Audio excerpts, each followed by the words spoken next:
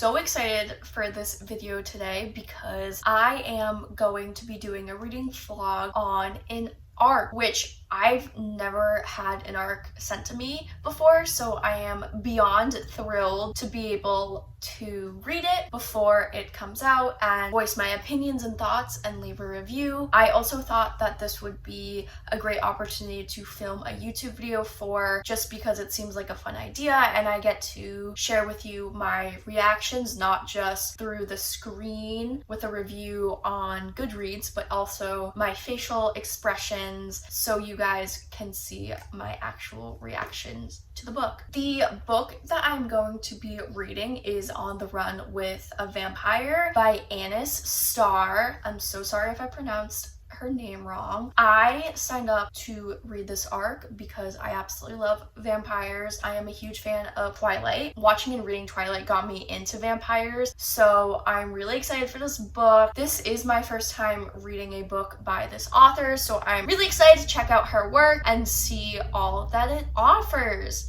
Now, I'm going to start off by reading the summary. This book is supposed to release on October 1st, so not that far away. I have the summary pulled up on my laptop, so I'm just going to read it from the screen. One vampire, one case of mistaken identity, one very big problem. After running afoul of a supernatural law enforcement agency and in desperate need of assistance, Lucian Valcoron turns to the only other vampire in town, Raven Hartley. The only problem is, Raven isn't a vampire at all. She's a human. Nursing a vampire back to health isn't high up on Raven's bucket list, but when the infuriating suave Lucian turns up on her doorstep bleeding, figuratively of course, that's exactly what she finds herself doing. Sadly, the madness doesn't end there. When the pair are accused of several gruesome murders, Raven and Lucian are forced to partner up and go on the run together in an attempt to solve the crimes and clear their names. Caught between hapless detectives, unhelpful family members, and an actual murderer, can Raven and Lucian unravel the mystery, prove their innocence, and do something about the growing attraction between them before time runs out? That is the summary. I am so excited to get into this book. I got the arc sent to me a few weeks ago, so I've been patiently waiting to read this, and now's the time. So if you want to hear all my thoughts and my reactions to this book, then keep on watching. Hi guys! So I have an update for you. I am about 20% done with the book and I am loving it so far. I honestly really love the opening. It had a really nice hook to it and it drew me in, and I think it's definitely going to engage a lot of readers when they read it when it comes out. And I have to say, I am loving Lucian so far. He is my favorite character. We've only been introduced to a few characters so far, but he is my favorite. He might just be my next favorite book boyfriend. He's really polite. I don't remember the last time I read a book where the guy was polite at first. Now that I think about it, I did read the second book in the Knock 'em Out series, but before that, I don't even really remember what book I read that had a main man character that was nice right off the bat, like not like a grumpy ex-sunshine type trope. So anyways, that is my update. I'm gonna keep reading, really liking it, and let's see how I enjoy the rest of the book.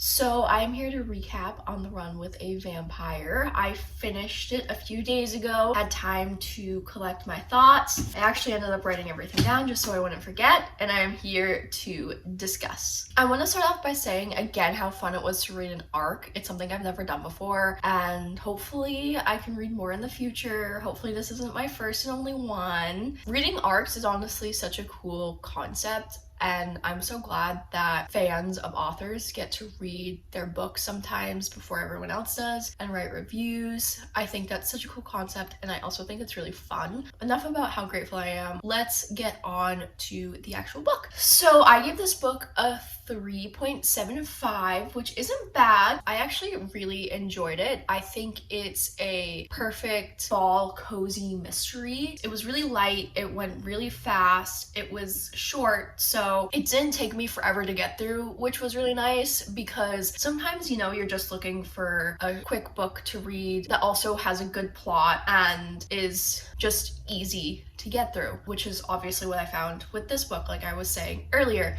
I still think that the main male character is the most polite main male character I have ever witnessed in a book. I think that was really nice to read because it was like a breath of fresh air to me. Not saying that all the books I read are like a grumpy sunshine trope, but I feel like a lot of them are, or I just don't really remember any book characters that I've read being this polite, which I honestly really did like. Definitely one of my top book boyfriends. Just really liked the character a lot and absolutely loved how sweet he was. Lucian is who I'm talking about. The next thing that I really enjoyed too about this book was that the author's timeline was on point. And what I mean by that is that normally in books, I get confused by how much time has passed in between different settings, or like I sometimes always forget that maybe like 3 months has gone by in the book and I just forgot. And so I still think like if I read a book, it's only like day 2 of these characters knowing each other, or, you know, day 3 of their romance. But in reality, it's been a few months. The author kind of really keeps a good job at mentioning how, like, it's been 48 hours since these characters met each other and everything, which honestly, I don't know if this is just a me thing, but seeing that really helped me kind of place the timeline of the story. Of course, like, the timeline of the story did have an impact on the actual plot, but I think it was a great bonus, and I was able to follow along more. Does this happen to anyone else where they don't really understand timelines in books because the author doesn't really mention them? I don't know. I always wonder, like, when I read books, what the timeline is, and I don't know if that's just a me thing or if other people get confused, but yeah, let me know about that in the comments because I am actually curious to know. Going off of me really liking the main male character, I really liked the main female character. I think she had a little bit of girl power in her. She seemed very confident and was a strong female character, which I really enjoyed. I feel like you don't get that a lot now. Like, she was able to kind of voice her opinions without, you know, being shy, and was able to speak up for herself. And sometimes I read in books where I want to tell them this, but I'm scared how they'll react. But she was just all for it, just ready to go, telling Lucian everything. And honestly, I think that was such a good move on the author for making her such a bold character and a bold female character. I also really liked Raven, who's the main female character, her friendship with her best friend, which I think her name was Daphne. I could honestly be completely wrong. I'm probably completely wrong. I really liked them together, and it made sense that the best friend was in there for the scenes that she was in. Like, she wasn't in any other scenes where I was like, what is going on? Why is she here? But I do wish she was in there more, just because I did really like the best friend dynamic between Raven and her. I also really liked how there was a happy ending. It was cute. Good conclusion. I really enjoyed it. I think it wrapped up the story nicely. And again, super just easy read, short read. It's very cozy. I mean, it's about vampires. So, I mean, what's more to like than that? Well, besides the story. Anyways, I really enjoyed the story and the happy ending. It was cute. It was really just fun to get into, kind of like a paranormal world. I haven't really read about wolves and vampires and stuff in a while, just because I've been reading other books. So it was really fun to get back into that world. Another thing I forgot to mention is that I also really liked how the author did include other like paranormal species. So wolves and witches, which I think was a good addition to it, because it was, the main focus was like a vampire and a human, but the side characters were witches.